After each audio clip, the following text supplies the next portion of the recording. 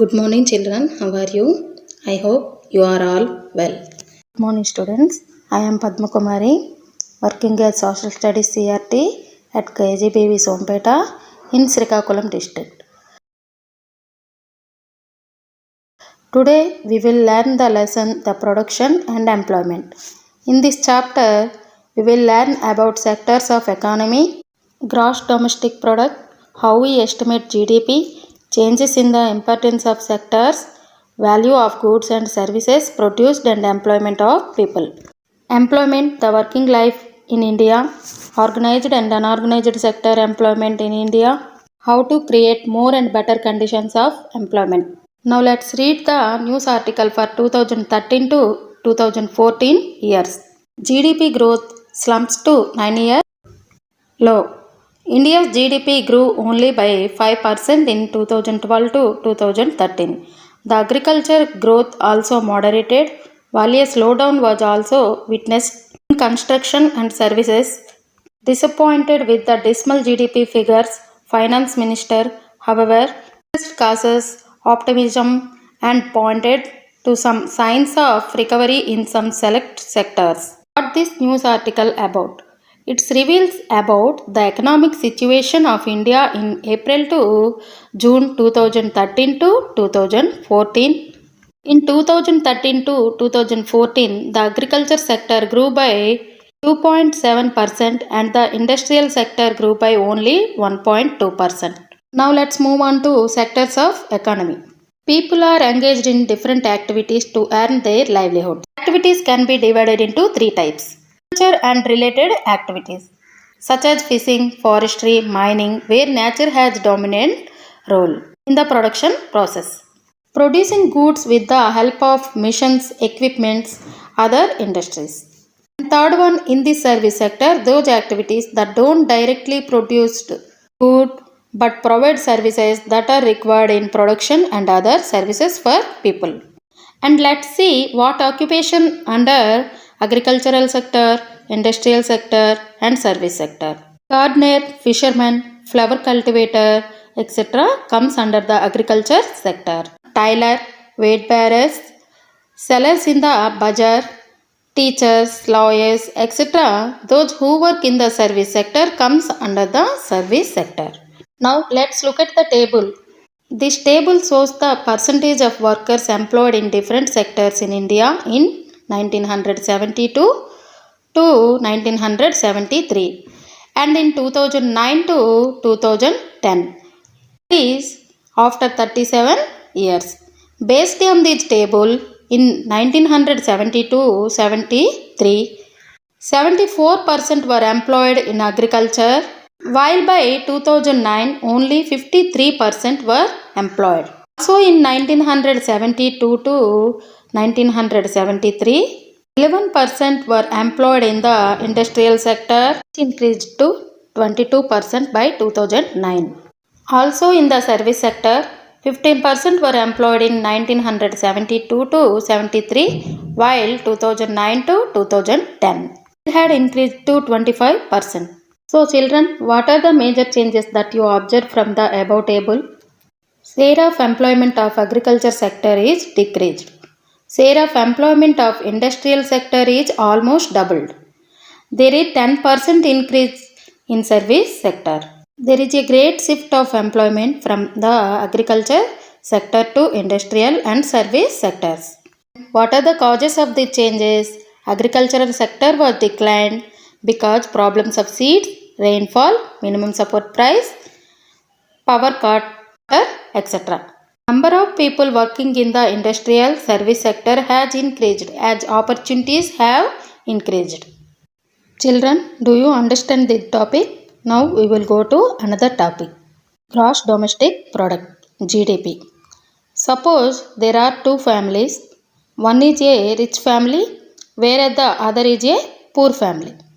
We can be estimated as rich or poor based on the dress people in the family wear, vehicles they use to travel, that they eat, how they live, furniture and other equipments they have, hospitals they go to for treatment, etc. However, income of their families is more important indicator. For the country as a whole, we use the total value of goods and services produced in the country as the indicator of income for the country. The technical term to denote this value is gross domestic product. The following graph shows the value of GDP for India. For two different years, 1972 to 1973 and 2009 to 2010. As we have said before, all goods and services produced in the country are taken into account in GDP. To it. Based on the chart in 1972 to 1973, the production in the agricultural sector was 2,43,082 crores. The production in the industrial sector was 1,33,112 crores. The production in the service sector was 9,152 crores. Total production in three sectors 5,86,346 crores. As well as in 2009 to 2010, the production in the agricultural sector was 7,64,817 crores. 2009 to 2010. The production in the industrial sector was 73,089 crores. Production in the service sector was 25,8,165 crores. In year 2009 to 2010, the total production in these three sectors 5,60,071 crores. Children, do you understand this chart? Answer the following questions by looking at the chart. Which was the largest producing sector in 1972 to 1973? Agricultural sector. What was the largest producing sector in 2009 to 2010? As service sector. Children, do you understand this topic? Another topic, how do we estimate GDP? Gross domestic product. So many thousands of goods and services produced, I think, an impossible task. We might also wonder how we can add up cars, computers, mobile phone, baskets and pots. Don't make sense. To get around this problem, economists suggest that the value of goods and services should be used rather than adding up the actual numbers. How to add value to those goods and services? For example, a farmer who sells paddy to rice mill for 5 rupees per kg. She sells 100 kilograms of paddy. She does not want to buy any seeds. The total value of paddy used by her 2,500 rupees. Mill takes out rice and sells kilograms of rice to the hotelier for 50 rupees per kg and kilograms of husk at 20 rupees per kg. Total value of goods produced by the rice miller is 3,600 rupees. This amount is paid by the hotel owner to rice miller. The hotelier makes idli, dosa and husk is used as full by him. All the idlis and also sells dosas, the hotel owner will get 5,000 rupees. Do you understand it, children? Now let's look at this example. Find out the total value of goods. First, we add them up. No, we should not add up because they are not being used by the final consumer. They are used as inputs to make the final goods. Example, goods such as paddy and rice and husk in this example are at the intermediary stages, not used by the final consumer. They are used as inputs to make the final goods. This example, idli and dosa. That means we take only the value of final goods should be taken. That means the value of the goods sold by the hotel owner already includes 1,600 rupees. The value of rice and husk used as physical inputs. It was not made by the hotelier, but he only purchased them from the rice miller. Similarly, the rice and husk produced by the miller at 3,600 rupees already includes the value of physical input paddy 2,500 rupees purchased by him. Did not produce paddy. In this example, if the rice had been bought by family for their consumption, it would be the final good. Do you understand this example? According to the example, what is the final goods? idli and dosa. Now we take another example. We'll only take the added value at each stage or to take the value of final goods and services. First stage, sale of paddy by farmer to rice mill owner. Farmer did not buy the paddy from someone else. The value of the purchase from 1500 rupees deducted from 0 rupees. The added value is 2500 rupees. Second stage, sale of rice and husk by rice mill owner to hotelier. Rice miller sells rice and husk to hotel owner at what value? If the value of the products purchased from 3600 rupees is deducted from 1500 rupees, then the added value is 1100 rupees. Third stage, what did the hotel owner do with the rice he bought? The hotel owner prepared idli, dosa and sold and got 5000 rupees. If the value of the products purchased from 1000 rupees is deducted from 3600 rupees, then the added value is 1400 rupees. Value added in the first stage is 2500 rupees. The value added in the second stage is 1100 rupees and the value added in the third stage is 1400 rupees. Add the added value in these three stages. 2500 rupees plus 1100 rupees plus 1400 equals to 5000 rupees. Here, we should note that both methods got the same answer. Accordingly, what you understand? The final value of final goods and services produced in each sector during a particular year provides the total production of the sector for that year.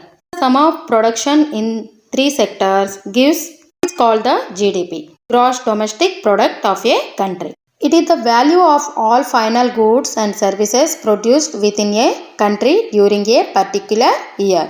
Repeat again. GDP refers to all the final goods and services produced in a country in a year. Did we see the GDP values in 2009 to 2010? That is the details from April 2009 to March 2010. This period is also called financial year. Repeat again. This is 1 year period start from 1st April and ends 31st March. This period in which the income is earned at the financial year. There are many items that are not sold, purchased in the market. For example, the work that is done at home like cooking, cleaning, bringing up children, tending to plants and cattle, etc. GDP does not consider as there are no transactions. And do you understand it? GDP records the market value of all final goods and services produced. We go to changes in the importance of sectors. Many of the now developed countries had agriculture and allied sectors as the most important contributor of GDP during the initial stages of development. Agriculture has developed to the change in practices. More food was produced than before. Buying and selling activities increased many times. Further increasing demand for goods and services. Also, the rulers recruited a lot of people for the army in the administration. At this stage, most of the people depended upon the agricultural and allied activities. To the industrial revolution of the 18th century, new methods of manufacturing were introduced. Factories came up and started expanding. Those people who had earlier worked on farmers began to work in factories in large numbers. This country's industrial production became the most important sector, both in the total production of goods and services and also in the employment of people. The industrial sector became the dominant sector and importance of the agricultural sectors was declined. This means that many people have moved from the agricultural sector to the industrial sector. Many workers are shifting from industries to service sector in developed countries. The service sector plays an important role in economy. Most of the production activities are now in service sector. In developing countries, many people depend upon agriculture sector, whereas in developed countries, it is the industrial sector which gives more work. But recently, we observe the trend that many people are shifting from industrial sector to service sector for their livelihoods. Children, do you understand it? Now most people are working in which sector? Service sector. Now let us look at the types of services. Administration, defense, education, health, veterinary activities, media, library, archives, museums, and other cultural activities, etc., fall under the community, social, and personal services. Services of banks, savings accounts, non-bank financial companies, life insurance, and general insurance corporation, services of brokers and real estate companies, etc., fall under the financial, insurance, and real estate. And it also comprises of services like trades, hotels, transports, and communication. Children, do you understand it? Now let us look at the pie graph. This graph tells about shares of different sectors in gross domestic. This graph explains about the share of different sectors in gross domestic product in the year of 1972 to 1973. The share of agriculture is 43%. The share of industry is 22%. The share of service sector joined together is 35%. When compared to 1972 to 73, the share of different sectors in 2011 to 12 changed. 2011 to 12, the agriculture share is only 16%.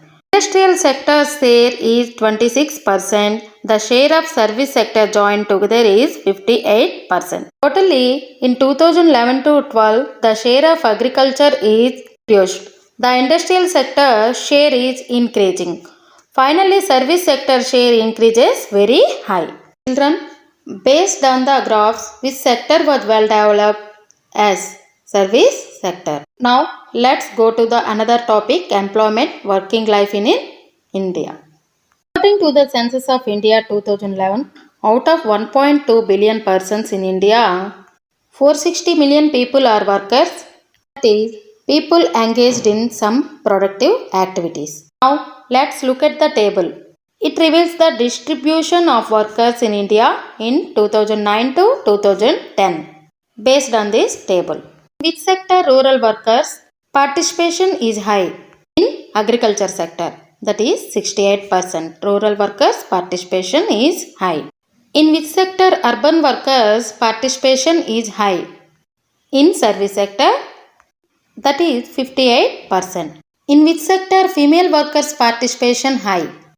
In agriculture sector, that is 69%. Female workers are less in service sector. According to these details, more people are employed in the agriculture sector. Accordingly, why most workers depending on the agricultural sector? Because there are no employment opportunities in agriculture and industrial sectors. More than half of the workers in the country are working in the agriculture sector, producing only 1/6 of the GDP. It means there are many more people in agriculture than are needed. Some moved from agriculture will not be affected by the product. Here, take the case of a small farmer, Gayatri. Gayatri has 5 acres of rain-fed land. She grows jowar, red gram in it. 5 members of the family work in it throughout the year. That is, labor is divided. Everyone seems to be working, but no one is working to their full potential. This kind of low employment is not seen by anyone. Hence, it is called disguised unemployment. Repeat again. What is called disguised unemployment? People depend on agriculture, but they are not fully employment. There are lakhs of farmers like Gayatri in India. They have not sufficient work in the fields, but they are not getting sufficient work as well as income. Lakhs of families in India are small families having less than 2 acres of cultivable land. All the people depend upon the small piece of land. In this condition, they should go to other work either in agricultural fields or to other sectors like industries or service sector, so that they get sufficient work and sufficient income and their families improve their living conditions. This underemployment is seen in other sectors. They have to find better opportunities in service sectors. Every day we see vegetable sellers, rickshaw pullers, painters, etc. These people earning little bit of money. They are doing this work because they do not have better opportunities. Do you understand it, children? Now let's move on to another topic, organized and unorganized sector. Now let us take the example of Narasimha working in the organized sector as well as Rajeswari working in the unorganized sector.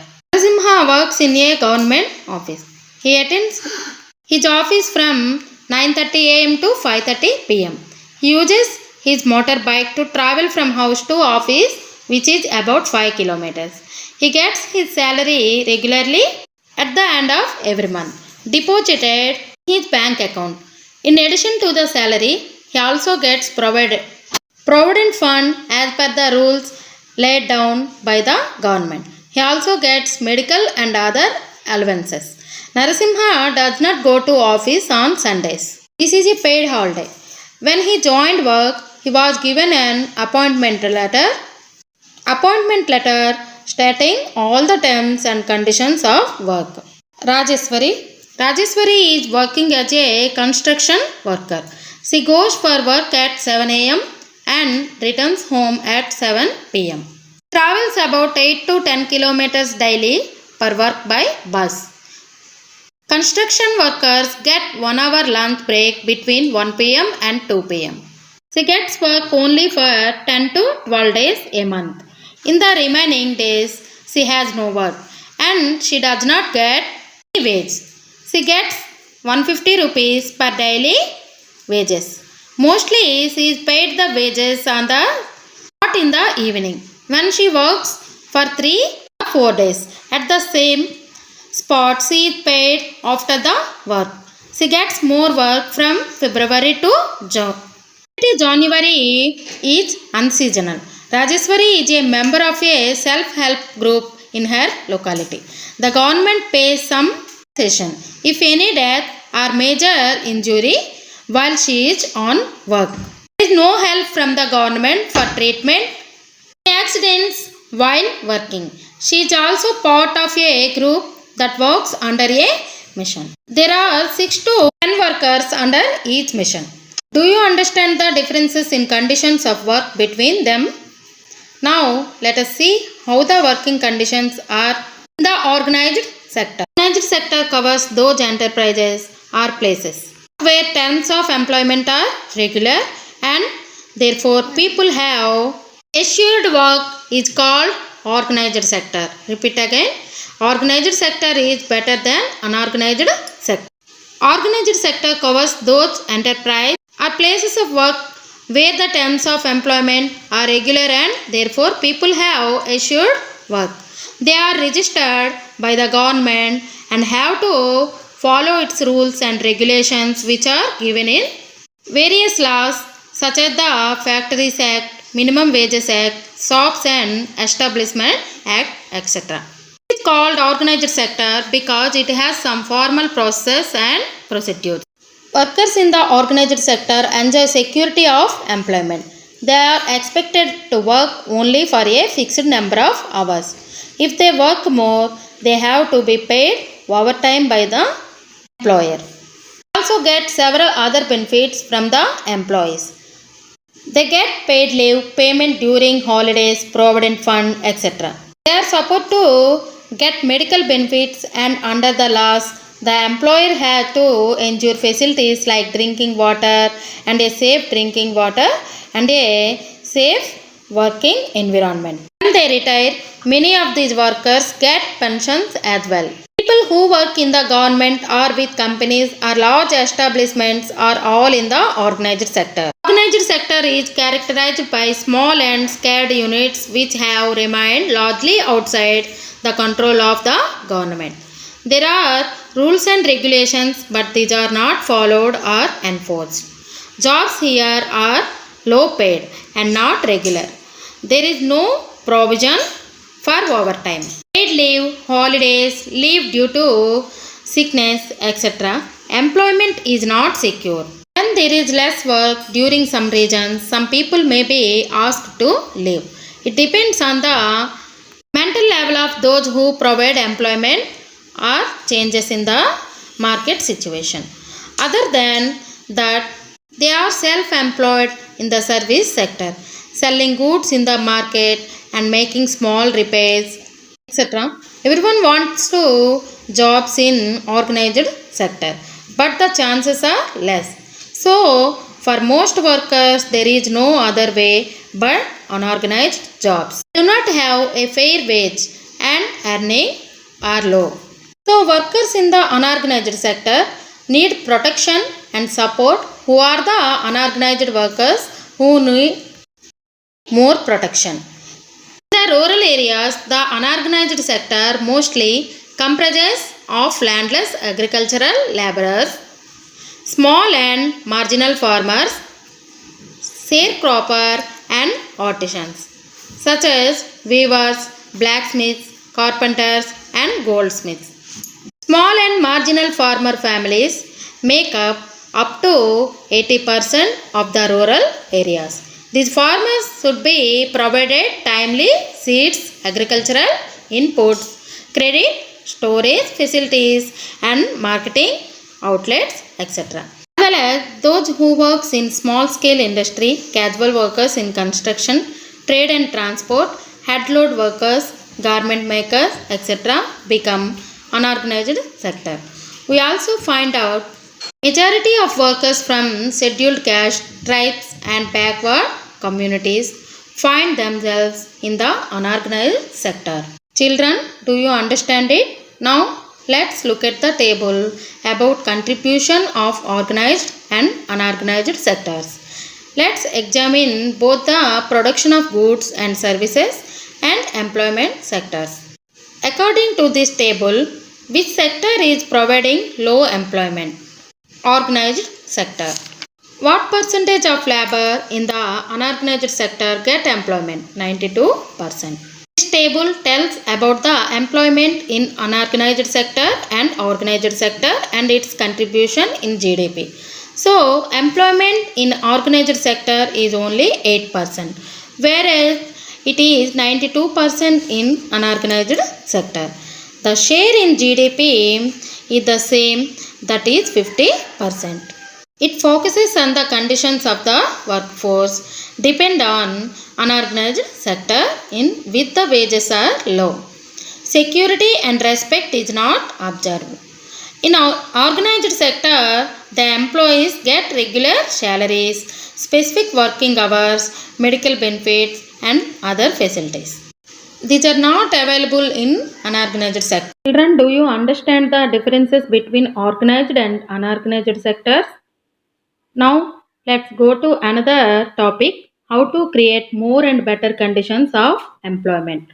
Take the case of Gayatri with her 2 hectares plot of unirrigated land. The government or banks can provide a loan to contract a well for her family to irrigate land. Then wheat is cultivated as the second crop of Gayatri. 2 people on his land can find work for 50 days. Now suppose Gayatri and other farmers produce much more than before. Government invests some money in transportation and storage of crops or makes better rural roads so that many trucks reach everywhere. Several farmers like Gayatri who now have access to water continue to grow and sell these crops. Continue to grow and sell these crops. This activity can provide productive employment to not just farmers but also others, such as those in services like transport or trade. Gayatri needs not only water of her necessities but also seeds, fertilizer, farm equipments, and pump sets with her to cultivate land. If the local bank gives her credit at a responsible rate of interest, she will be able to buy all these in time and cultivate her land. Because of that, the interest rate of trade will decrease. Another way which we can tackle this problem is to identify, promote and locate industries and services in semi-rural areas where a large number of people may be employed. For example, opening a cold storage could give an opportunity for farmers to store their products like chilies and onions and sell them when the price is good. In villages near forest areas, we can start honey collection centers where people can come and sell wild honey. This will provide employment in industries located in semi rural areas and not necessarily in large urban centers. At present, people need to be at present, people need to be trained in creating employment opportunities as well as working efficiently with missions. Large villages need to be established in many industries in small towns to produce more goods and services. Children, do you understand this topic? Accordingly, the government is providing incentives to farmers so that large villages can develop even in small towns. Okay, children, now I will give some questions related to the lesson. Write the answers to these in your notebook. First question, explain GDP. First one, explain GDP. Why are only final goods and services counted in GDP? Second one, nowadays, in which economic sector the job opportunities are increasing? Give reasons. Third one, how is the organized sector different from an unorganized sector? Fourth one, the life conditions of all the people in service sector are not the same. Comment on it.